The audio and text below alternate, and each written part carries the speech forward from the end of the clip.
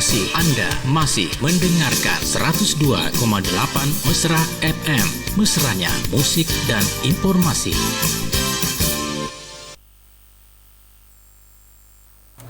Ya, Assalamualaikum warahmatullahi wabarakatuh dan selamat pagi Insan Mesra ya. Dipancarkan dari Jalan Bomasip 423 lantai 2 Kota Parepare untuk pagi hari ini. Kami hadir bersama Insan Mesra semuanya, menemani Insan Mesra semuanya di 102,8 Mesra FM, mesranya musik dan informasi. Untuk siaran kami juga Insan Mesra boleh mendengarkan melalui streaming di www.radiomesra.com. Kita juga live di Facebook Radio Mesra. Seperti biasanya Insan Mesra setiap hari Jumat itu kita hadir di acara Dai, Dialog Agama Islam. Dialog Agama Islam bersama dengan Ustaz Muhammad Trosidin BAMA. Beliau ini adalah alumnus Binoria University International Karachi, Pakistan. Juga alumni pesantren Sirajul Muhlasin Payaman 2 Kirincing Secawan, Magelang, Jawa Tengah. Beliau juga adalah pemilik sanad hadis Kutubus Sittah, dan beliau juga pengajar fikih, hadis, tafsir, nahwu saraf, tauhid dan lain-lain. Beliau juga termasuk salah seorang dai KPK, komunitas pendakwah keren, dan emang keren. Kemudian keren membawakan acaranya. Yang selanjutnya beliau juga adalah pembina tahfiz Mandua Parepare ya. Untuk materinya hari ini masih membahas masalah macam-macam najis, atau ini sudah di bagian yang ketiga. Nantinya kita undang untuk gabung di layanan telepon 0853 9535 0907 ya. Sekarang pukul 10:24 Insan Mesra. Sabar dulu untuk yang pakai teleponnya, ini kita baru buka ini kayaknya. Hari Jumat ini mari memperbanyak sholawat kepada Rasulullah Sallallahu Alaihi Wasallam. Dan harapannya semoga kita semuanya diberi kesehatan lahir batin untuk menjalani hari-hari kita ke depannya. Dan baik Insan Mesra, sekarang pukul 10:25, langsung saja saya menyapa Pak Ustadz. Assalamualaikum Ustadz. Waalaikumsalam warahmatullahi wabarakatuh. Iya, apa kabar ini Ustadz? Alhamdulillah baik, insyaallah baik-baik saja. Insyaallah baik-baik saja ya. Saya tadi sudah sampaikan Ustadz untuk materi kita, yaitu masih di bab tentang najis. Iya betul. Dan ini sudah yang bagian ketiga ya. Ustaz, kita pikirkan waktunya, langsung saja kita bahas. Ya. Silakan Ustaz. Bismillahirrahmanirrahim. Assalamualaikum warahmatullahi wabarakatuh. Alhamdulillahirabbil alamin. Allahumma shalli ala sayyidina Muhammad wa ala ali sayyidina Muhammad. Insan Mesra dimanapun berada, segala puji hanya bagi Allah. Salawat dan salam tetap tercurahkan kepada yang mulia baginda Nabi Muhammad sallallahu alaihi wasallam. Insan Mesra dimanapun berada, alhamdulillah kita sekarang sudah memasuki bulan yang mana orang yang paling mulia, orang yang mempunyai jabatan, gelar, pangkat tertinggi dunia dan akhirat, yaitu Rasulullah sallallahu alaihi wasallam dilahirkan. Dengan sebab Rasulullah SAW dilahirkan, kita bisa tahu iman, kita bisa tahu Islam, kita bisa tahu Allah. Bagaimana kalau Rasulullah tidak dilahirkan? Kita tidak tahu apa-apa. Kita tidak tahu Islam. Mungkin bisa jadi tidak akan selamat. Karena kita dengan sebab dilahirkannya Nabi, kita bisa tahu apa-apa. Maka kita patut bersyukur, patut bergembira. Kalau kita tidak bergembira, ataupun kalau kita menanyakan kenapa harus bergembira, kenapa harus bermaulid, kenapa harus maulid, maka seolah-olah kata Syekh Syahid Alwi Al-Maliki, beliau sampaikan, kalau ada yang mengatakan kenapa harus maulid, berarti seolah-olah dia mengatakan kenapa harus ada Nabi, kenapa harus ada Rasul, kenapa harus ada Nabi SAW. Kalau kita kenapa harus bergembira dengan lahirnya Nabi, mereka mengatakan, kalau ada yang mengatakan kenapa harus bergembira dengan lahirnya Nabi, berarti dia seolah-olah mengatakan kenapa harus ada Nabi, kenapa harus Nabi dilahirkan. Padahal atau keimanannya perlu dipertanyakan. Padahal dengan Nabi kita bisa tahu apa-apa. Maka hadirin yang dirahmati Allah Subhanahu wa taala, Kita semoga selalu dalam lindungan Allah Subhanahu wa taala, dan kita tetap bergembira ini di momentumnya bulan-bulan yang mana bulan pada bulan ini Rabiul Awal Rasulullah dilahirkan. Sallu ala Nabi Muhammad, Allahumma sholli ala sayyidina Muhammad. Bapak Ibu yang dirahmati Allah Subhanahu wa taala, insan mesra dimanapun berada, sebelum kita memulai kita sama-sama bersyahadat, beristighfar, bersolawat. Nasyhadu an la ilaha illallah wa nasyhadu anna Muhammadar Rasulullah. Nastaghfirullahaladzim. Allahumma sholli ala sayyidina Muhammad wa ala ali sayyidina Muhammad. Insan mesra dimanapun berada, kita masih di bab tentang macam-macam najis. Berhubung pembahasannya panjangnya, kita ada bagian-bagiannya. Sekarang memasuki part ketiganya, bagian ketiganya. Bismillahirrahmanirrahim. Yang selanjutnya itu macam-macam najis. Rawthu ma la yukalu lahmuhu, yaitu kotoran hewan yang tidak dimakan dagingnya, maka ini pun najis, ya.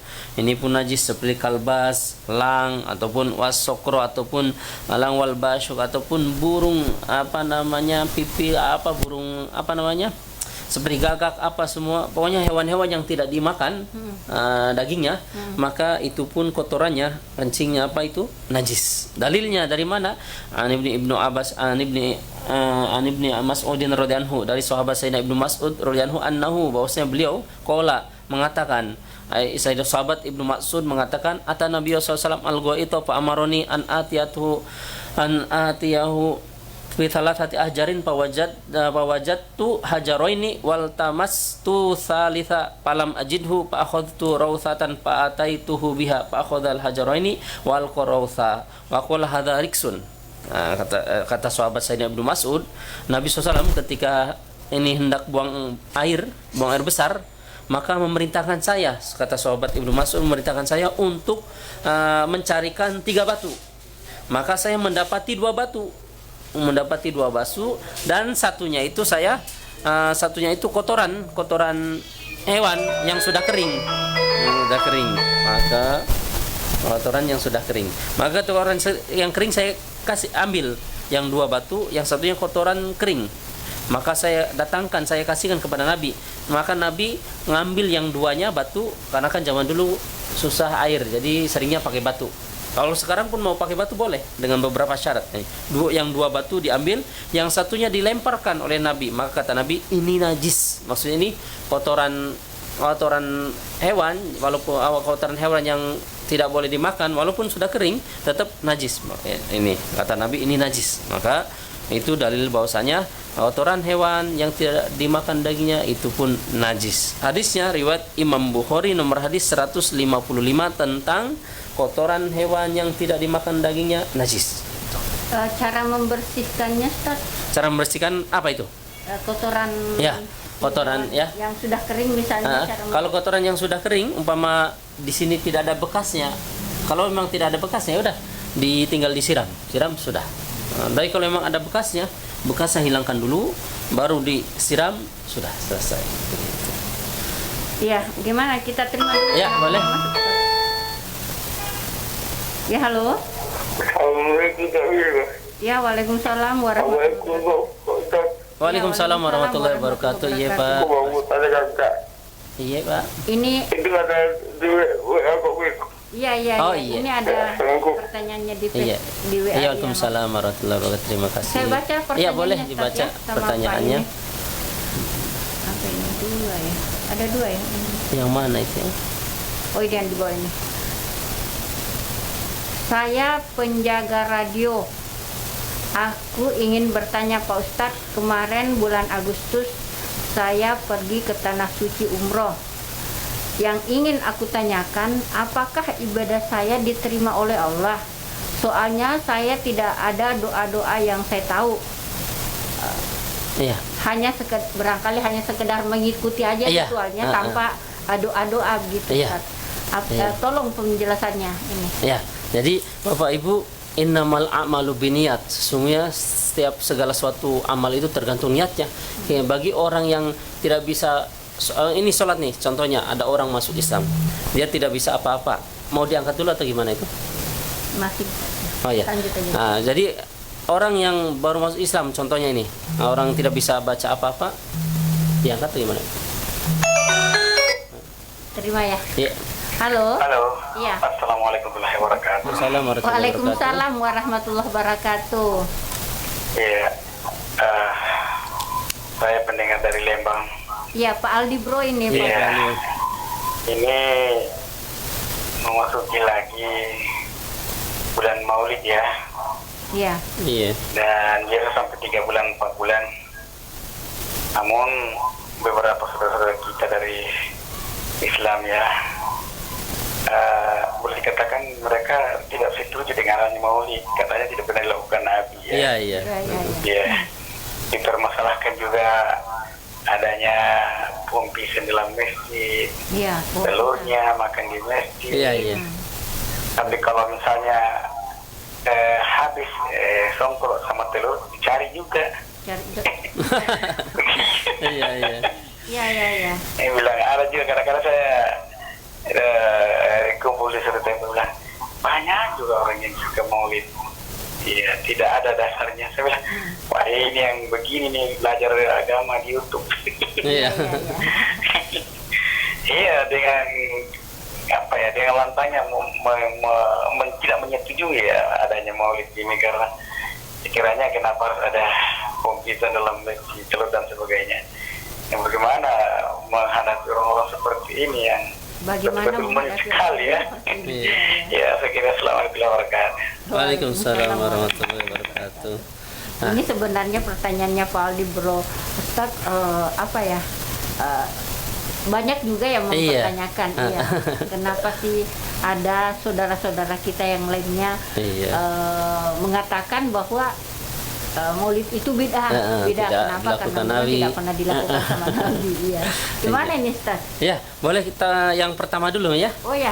Pertama tadi itu pertanyaannya, bagaimana saya seorang penjaga radio, kemudian saya beribadah ke tanah suci, namun saya tidak bisa doa apa-apa. Udah, doa-doanya. ya, tetap Allah terima, karena innamal a'malu binniyat. Sesungguhnya setiap amal seorang itu tergantung niatnya dia. Kalau dia bisanya cuma baca Allah, dia seperti halnya sholat juga. Orang yang baru masuk Islam, dia tidak bisa baca apa-apa, tetap dia harus sholat. Dia bisanya apa? Allah, ya udah ucapin Allah selama sholat, sambil menunggu belajar, sambil bertahap menghafal apa yang bisa.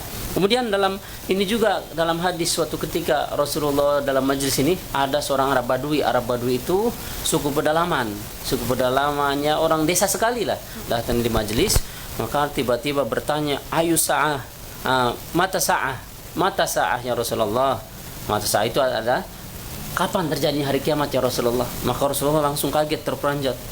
Maka kata Rasulullah, apa yang kamu persiapkan, kok kamu bertanya itu tentang hari kiamat? Maka kata ini orang Arab Badui tadi yang bertanya, ya Rasulullah, saya tidak punya persiapan banyak, saya tidak punya apa-apa, tapi cuma satu saya, ya Rasulullah, ana uhibbuka, saya cinta kepada engkau ya Rasulullah, saya cinta kepada engkau. Maka kata Nabi, almar'u ma'aman ahaba, seseorang akan bersama yang dicintai.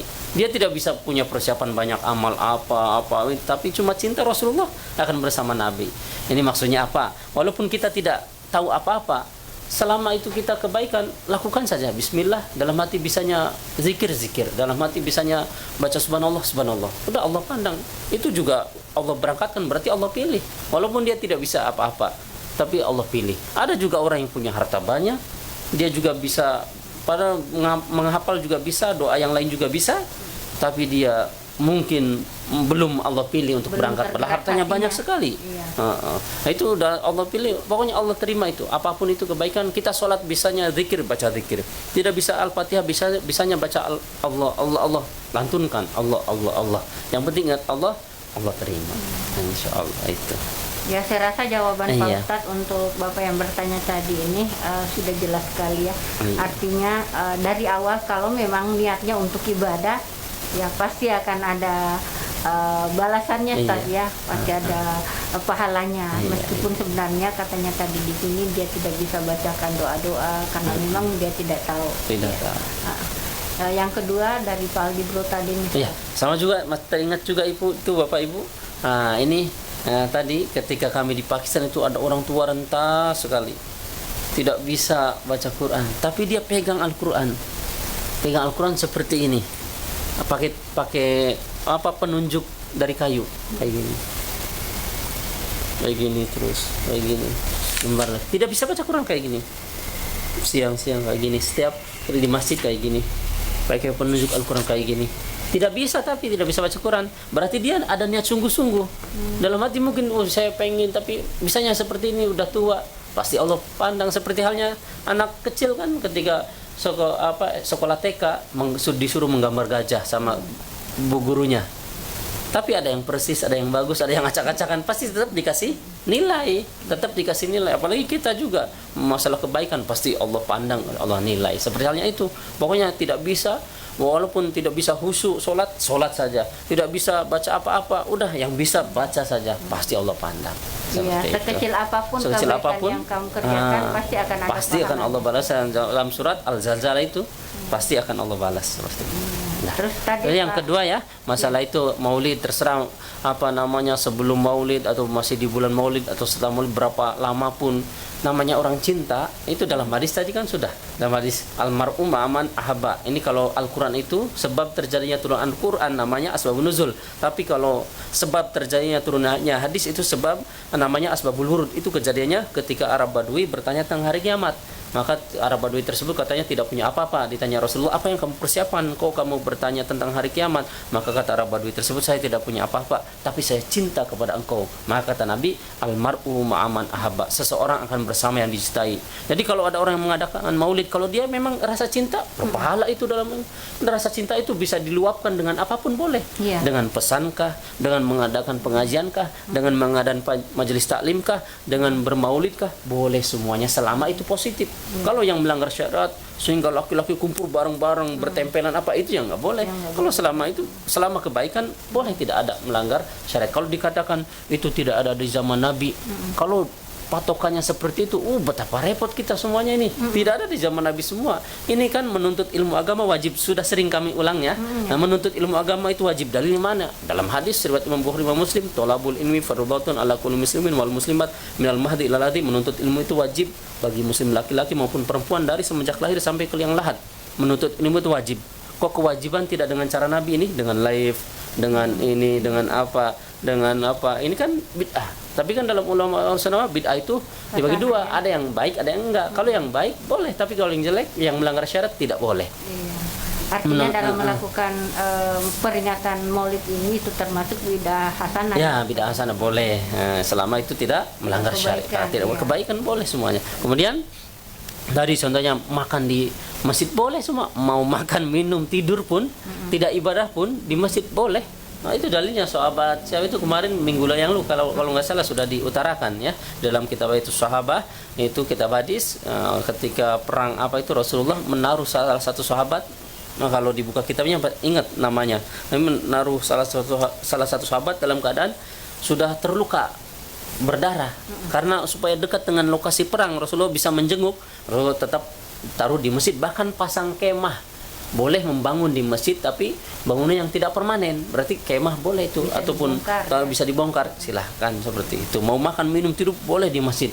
Yang tidak boleh itu yang berbuat maksiat apa semua, ataupun membawa makanan tapi niatnya untuk leluhur. Oh, saya bawa makan ini niatnya untuk apa namanya, puang ini. Kalau niatnya untuk sedekah, kan bawa maulid itu kan niatnya bawa telur, bawa apa, rasa gembira dan niatnya sedekah, pasti dia membawa itu. Pasti mereka niatnya, saya semoga yang makan, kan kalau ngasih makan kan dapat pahala. Semoga pahalanya kepada kita. Pahala itu boleh semuanya. Terima kasih juga untuk pendengar setia kita ini Pak Ustadz. Ibu Hajiran Umar ya. Terima kasih mendengarkan mesra melalui Facebook. Dilanjut lagi pembahasan kita Pak Ustadz. Kemudian yang selanjutnya rauthu ma yuqalu lahmuhu, yaitu kemudian kotoran yang dagingnya boleh dimakan. Kotoran dagingnya boleh dimakan. Umpama ada hewan yang boleh dimakan dagingnya, kotorannya pun semua kotoran itu najis. Kemudian sibaul bahaimi, yaitu binatang buas. Ini binatang buas terkait apa namanya, bekas ini ya. Bekas apa Indonesianya itu? Bekas isapan, umpama apa jilatan, isapan ataupun air. Kalau zaman dulu masih ada wadah-wadah air ditampung di ember kah seperti itu kalau zaman dulu. Kalau sekarang kan ada keran, ada apa. ada tandon, kalau dibungkus kan di ember, di apa, mungkin dijilat. Nah, sama hewan buas tidak mengapa, kecuali kalau hewan yang najis seperti anjing, babi, ataupun hewan menjilat kita tidak mengapa. Mungkin ada lidahnya, tiba-tiba kita ada foto selfie dengan sapi, ternyata sapinya menjilat kita, ya tidak mengapa, tidak najis. Tapi kalau babi dan anjing atau hasil kawin silang daripada anjing dan babi, najis seperti itu. Kemudian waktu alpo jawri toir wa tifaku ala tuharatus surul hirati. Ini bekas minum atau jilatan kucing, bekas minum apa, ada air diminum kucing, airnya mau dipakai di apa, boleh, suci, karena bekas daripada apa, bekas daripada jilatan ataupun bekas daripada minum si kucing, hukumnya suci, karena kucing ini termasuk yang suci. Kalau kotorannya najis, iya. Kalau kotorannya najis itu. Kemudian yang selanjutnya saupul maitati wa sya'ruha, bulu domba. Bulu domba ini hukumnya suci. Umpama kita apa namanya mau dipotong, di apa, dijadikan bulu. Kalau di Indonesia di mana yang ada domba ya? Kalau kami dulu di Pakistan, nah itu banyak domba. Itu dicukur biasanya berapa bulan sekali, itu tebal, mungkin untuk kain, untuk apa, untuk jaket apa, memang hangat itu, seperti itu. Kemudian yang tadi bukan najis tadi ya? Iya itu. Itu Bukan. tadi, Iya, bulu domba tidak mengapa. Nah. Kemudian izalatu najasati bi ghairil ma'i wa qala Syafi'i amal ila annahu la yazu ila zalatu najas illa bil ma'. Kalau menghilangkan najis tetap menggunakan yaitu air, kecuali mazhab ini ya, mazhab Imam Ahmad, Imam Abu Hanifah, Abu Yusuf itu selain air boleh. Menghilangkan najis itu pakai apalah. Tapi kalau kita pakai air, kemudian umpama ini pakai debu bisa sih, pakai debu, umpama pakai tanah digosokkan bisa juga. Tadkhirul khuff minan najasati, yang selanjutnya tadhiru ma tasibu najasati min malabisin nisa'i fit tariqi. Ini kalau umpama pakaian wanita nih, biasa sering pakaian wanita kan terkadang apa ya, menjulur ke tanah, terseret-seret.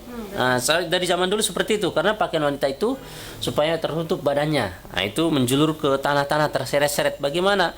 Ini kalau memang kelihatannya tidak terkena najis, ya tidak mengapa, walaupun kena basah, kena gesekan tanah, apa semua dipakai lagi untuk sholat, untuk apa, boleh, masih suci. Tapi kalau ternyata jelas-jelas terkena najis, ini kayaknya ada tai ayamnya. Ini berarti tinggal ayamnya disiram, sudah jadi suci lagi.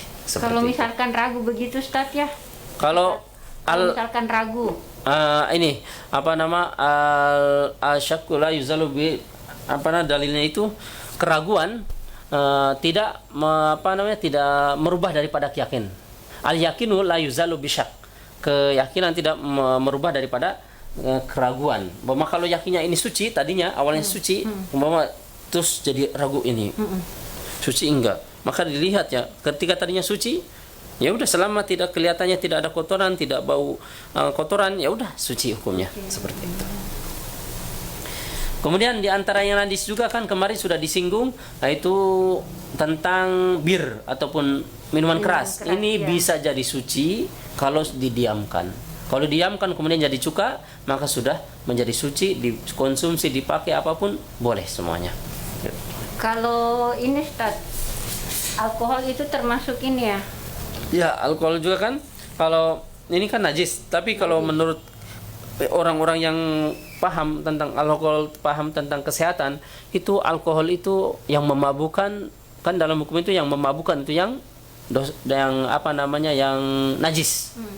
Tapi kalau alkohol itu kalau menurut pakar kesehatan, ini alkohol yang untuk memabukkan, untuk minuman keras, sama alkohol yang ini luka atau yang untuk menyewangi berbeda. Kalau menurut mereka berbeda, ya udah, maka terhukumi suci. Tapi kalau menurut mereka pakar kesehatan, ini alkohol yang untuk minum sama untuk luka ataupun untuk ini, ya terhukumi sama-sama najis. Ya, tapi kalau umpama sedikit tidak mengapa, dimaafkan. Tapi kalau untuk yang hati-hati, jaga-jaga, ya lebih baik yang tanpa alkohol kalau mau pakai minyak wangi. Tapi kalau kata pakar kesehatan, ini untuk alkohol yang untuk memabukkan, untuk minum-minuman dan untuk minyak wangi berbeda. Ya udah, kalau memang berbeda, ya udah boleh. Jadi artinya minyak wangi yang biasa ada kandungan alkoholnya, apalagi kan biasa ada persen-persennya, ya. Kadar alkoholnya misalkan cuma 1%, ya. Boleh. Tapi kalau apa namanya, kata dokternya, kata pakar kesehatan, katanya beda ini alkohol yang untuk minuman keras sama yang untuk minyak wangi berbeda. Berarti kalau beda ya udah beda, boleh saja. Boleh saja. Tapi kalau untuk yang lebih hati-hati mungkin ulama-ulama yang menjaga Asal sekali, alkohol. pokoknya yang berhenti alkohol alkohol. enggak. Oh, ya itu lebih bagus lagi. Tapi kalau secara hukum fikih yang penting berbeda, enggak mengapa. Itu. Ya, dilanjut lagi, Ustaz. Kemudian al-maitatu ini ya, bangkai. Bangkai itu kan semuanya hukumnya najis. Bangkai itu, kriteria bangkai itu yang seperti apa saja? Hiya allati zalat hayatuha bi ghairi dzakatin syar'iyyatin. Yaitu bangkai itu yang disembelih ataupun hilang nyawanya dengan tanpa disembelih, ataupun disembelih tapi dengan tanpa cara syariat. Maka itu terhukumi bangkai. Namanya bangkai najis. Ada hewan mati tidak disembelih, ya udah bangkai, walaupun bisa dimakan. Sapi mau mau sapi, mau kambing, mau ayam, tiba-tiba mati, ya udah jadi bangkai, walaupun tadinya sehat tiba-tiba mati, nggak boleh dikonsumsi. Tapi biasa terjadi, saya lihat, Ustaz, misalkan ada ayam ketabrak mobil, terus masih menggelepar-gelepar, tiba-tiba ada yang ngambil, cepat sembelih katanya, mumpung belum mati nih. Bagaimana ini? Ya, bagus itu pertanyaannya. Dalam hukum fikih ada hayatul mustamiro, ada hayatul mustakiro, ada kehidupan yang masih tersisa, ada yang detik-detik sakaratul maut. Ini dalam hukum fikihnya itu. Itu kalau hewan, umpama contohnya tadi ketabrak, kalau setelah tertabrak itu menggelepar-gelepar, dia diperkirakan ini nanti sebentar lagi mati, maka kalau disembelih pun terhukumi bangkai dia, enggak halal. Tapi kalau menggelepar-gelepar ini, tapi nanti kayaknya ini memang bisa sembuh nih, ditunggu aja. Kalau memang nanti agak sehat lagi, ditunggu. Kalau nanti umpama ini kayaknya masih bisa bertahan 3 hari, semua masih bisa ini. Kalau seperti itu disembelih bisa, enggak mengapa. Tapi kalau kita memang tahu ini memang sahabat ini bakal mati nih sehari lagi, ataupun nanti agak siang, ataupun nanti agak beberapa jam ini bakal mati, udah tahu seperti itu, disembelih dah. Tidak halal, maka haram, itu bangkai, itu hukumnya. Gitu. Kemudian tadi ya, bangkai ataupun dia disembelih tapi tidak dengan cara syariat, main ini saja, tidak baca bismillah, udah jadi terhukumi bangkai, tidak halal. Ataupun terluka saja, tidak terputus 3 ininya, maka tidak halal. Ataupun uratnya itu kan bulat, bolong cuma tergores, tidak putus, itu pun tidak halal. Harus terputus syaratnya. Qat'ul lahm, yaitu qat'ul lahm, itu harus terpotong ini ya, harus terpotong uratnya, terpotong 3 uratnya, bukan tergores. Biasa saya lihat itu, Ustaz, biasa kalau misalkan beli ayam di pasar itu cuman seolah-olah nggak disembelih, sebenarnya cuman ditusuk doang, akhirnya mati. Ya, kalau yang diperkirakan bahwa kita lihat, yang penting terputus itu 3 uratnya itu, saluran napas, saluran makan, saluran angin itu, udara terputus, sudah sah sembelihannya. Tapi kalau cuma tergores ininya kan, ini kan bolong ya, urat itu kalau bolong terbelah, tidak terputus, terbelah nih, masih ada, tidak sah sembelihannya. Itu. Kemudian kalau ini sudah disembelih, kan masih menggelepar, kok kita langsung masukin ke air, baik air dingin ataupun air panas, ataupun masukin ke kloter, maka dia terhukumi mati gara-gara kena kloter, ataupun karena air dingin, ataupun karena air panas. Maka kalau mau ini kan biarkan dulu, mati dulu, baru dimasukin kloter, ataupun baru dimasukin ke air, ataupun air panas, ataupun air dingin, silakan sah. Tapi kalau masih hidup jangan. Kalau masih hidup, masih menggelepar-gelepar, masih ini, kok kita masukin, malah terhukumi mati gara-gara kloter, ataupun gara-gara air itu, maka terhukumi bangkai. Di sini apa sih mesin itu yang pencabut bulu namanya? Pencabut bulu. Saya kurang tahu juga namanya. Ada beberapa daerah ada yang mengatakan mesin kloter. Kalau kami kan kloter bahasa Indonesia itu kan kloter ya berarti angkatan atau apa, baca kloter jamaah, kloter apa gitu. Mungkin tergantung daerahnya. Enggak tahu kalau di sini apa tuh. Takut-takut dikira kloter apa ini. Itu intinya mesin pencabut bulu. Kalau umpama disembelih masih menggelepar-gelepar, biarkan. jangan masih hidup kok dimasukin, malah nanti terhukumi gara-gara diputar oleh mesin. Kemudian ataupun mau dimasukin ke air, kalau masih hidup jangan dimasukin ke air, maka kalau masih hidup dimasukin ke air terhukumi mati gara-gara ke air itu, maka terhukumi bangkai, tidak halal seperti itu. Jadi kalau misalkan kita ini sebagai orang awam tidak tahu bagaimana kondisinya di tempat pemotongan begitu, terus kita makan, bagaimana itu Ustaz? Ya, kalau kita yang secara hukumnya itu, kalau bagi orang yang tidak tahu, yang penting yang menjualnya orang Islam, yang menyembelihnya orang Islam, sah, halal. Kecuali kita tahu, ini pas disembelih cuma tergores saja, jangan ambil yang ini. Saya tahu ketika menyembelih, setelah disembelih langsung dimasukin ke mesin pencabut bulu, belum mati. Ini jangan yang itu ambil. Jadi kalau mau amannya saja, mending hidupnya saja, Pak.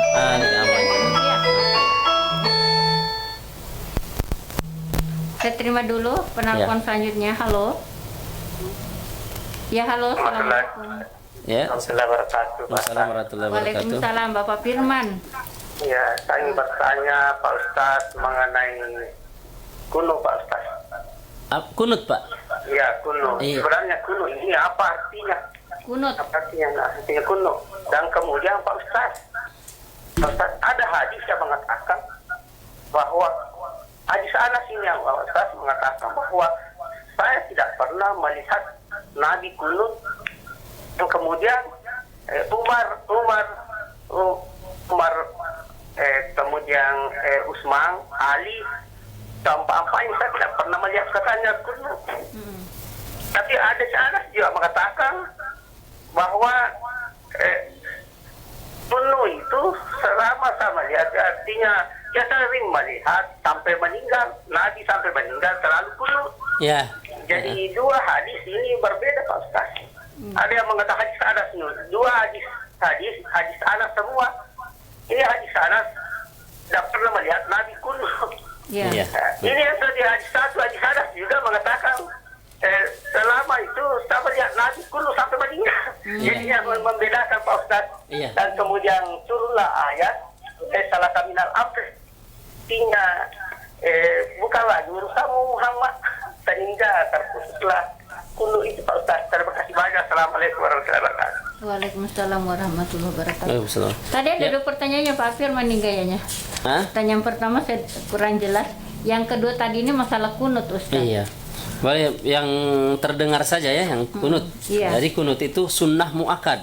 Jangan sunnah muakkad itu yang kalau dia lupa maka diganti dengan sujud sahwi. Terus sunnah enggak? Sunnah dalam mazhab Syafi'i, Hambali tetap kunut. Lalu saya pernah mendengarkan hadis bahwasanya Rasulullah tidak pernah kunut melainkan ketika menjelang meninggal sampai meninggal. Ini makanya menjadi dalil bahwasanya mazhab Syafi'i sama Hambali, Imam Ahmad bin Hanbal itu kunut terus. Hadisnya yaitu hadis riwayat dari sahabat Sayyidina Abu Hurairah radhiyallahu anhu, yaitu qala kana Rasulullah sallallahu idza rafa'a ra'sahu minar ruku'i fi sholati subhi fi rakaati tsaniyah rafa'a yadayhi yad'u bi hadza du'a Allahumma hdini fi man hadait, dan seterusnya.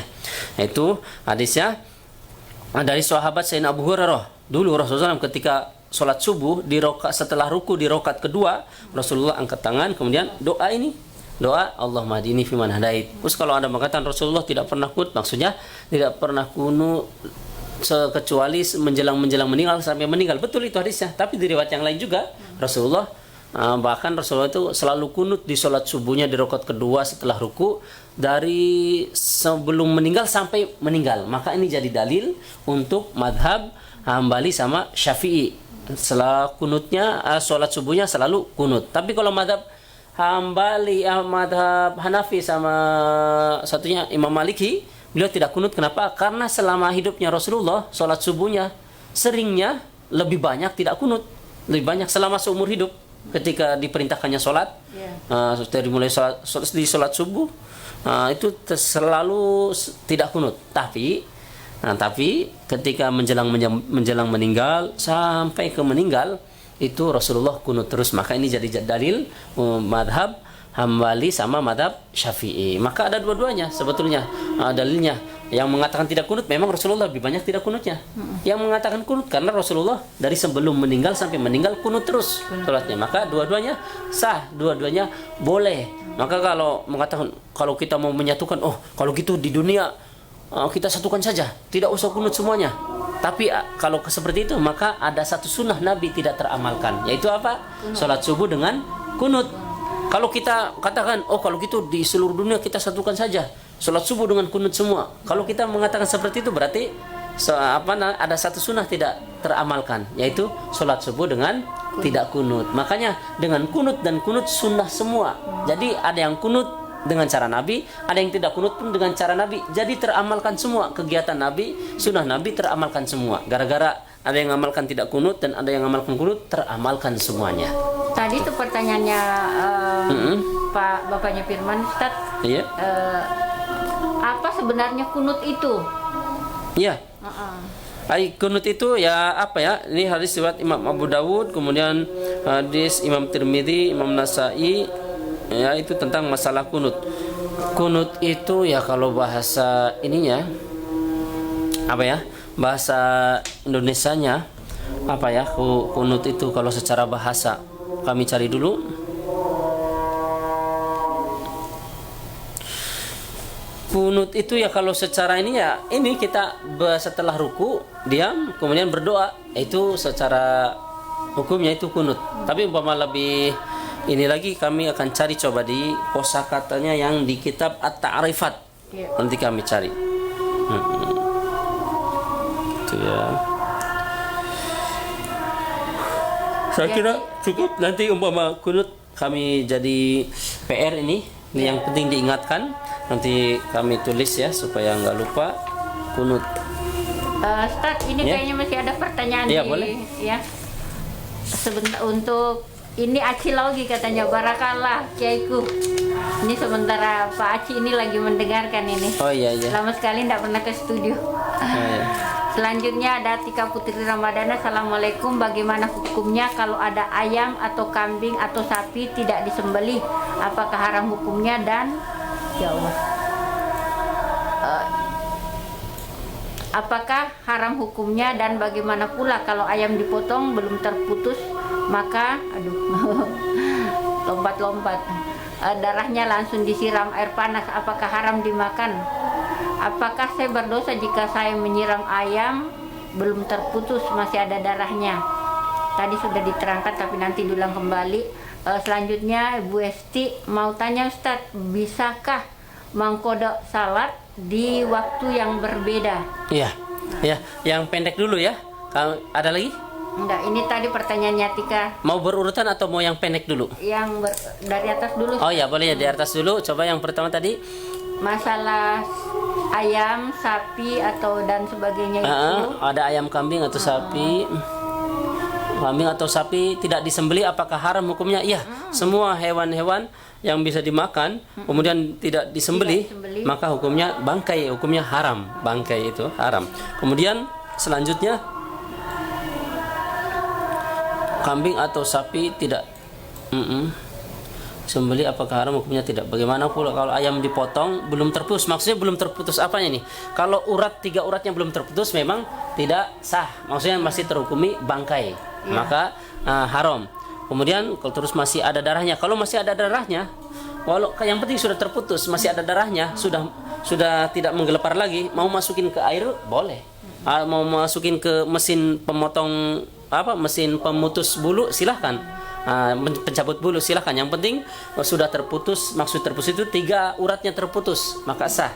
Mau ada darahnya enggak ada darahnya sudah sah sembelihannya, halal. Maka kalau sudah tidak menggelepar lagi boleh dimasukkan ke mesin pencabut bulu ataupun ke air, sah. Yang enggak boleh itu masih menggelepar kok dimasukin ke mesin pencabut atau masukin ke air, maka tidak sah, maka terhukumi dia mati gara-gara dimasukin air ataupun ke pencabut bulu. Tidak sah, maka berdosa, Ustaz. Berdosa karena dia bertanya ini, apakah saya berdosa jika saya menyiram ayam yang belum terputus masih ada darahnya? Kalau menyiram ayam belum terputus, ini maksudnya kalau belum terputus ininya ya, kalau belum terputus uratnya kan terhukumi, masih terhukumi bangkai. Kemudian masih ada darahnya, mau ada darahnya enggak ada darahnya, kalau sudah terputus tetap boleh sah sembelihannya. Tapi kalau belum terputus mau disiram enggak apa-apa kalau kita belum tahu. Ataupun kita tahu ini ini belum terputus nih. Berarti enggak halal nih. Maka ya udah kita kasih hewan-hewan yang lain kah untuk dicincang-cincang, kemudian dikasih hewan ya apa dan sejenisnya, maka boleh. Masalah menyiram itu ya tidak dosa.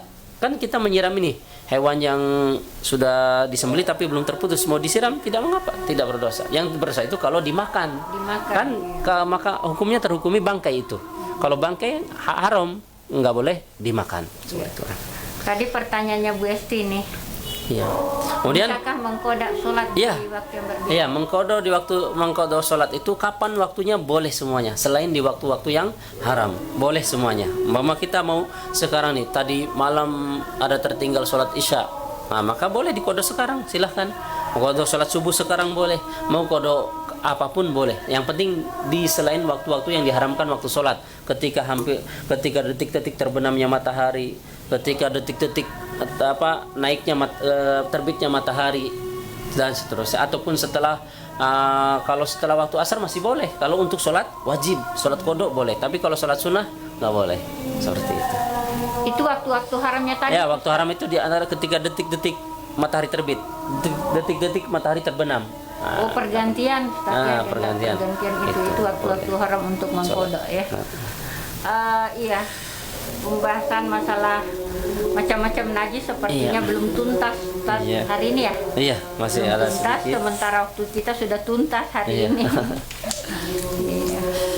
Itu Ibu tadi yang bertanya masalah ayam, kalau masih belum ini nanti bisa ditanyakan lagi Bu. Takutnya salah paham malah ini. Bisa besok lagi atau bisa lewat ke kolom komentarnya nanti untuk kedepannya dibahas lagi. Seperti kemarin itu. Ada juga usulan Ustaz di YouTube minta tolong katanya. Ustaz tolong kalau misalkan bawakan materinya yang pelan-pelan gitu. Oh iya.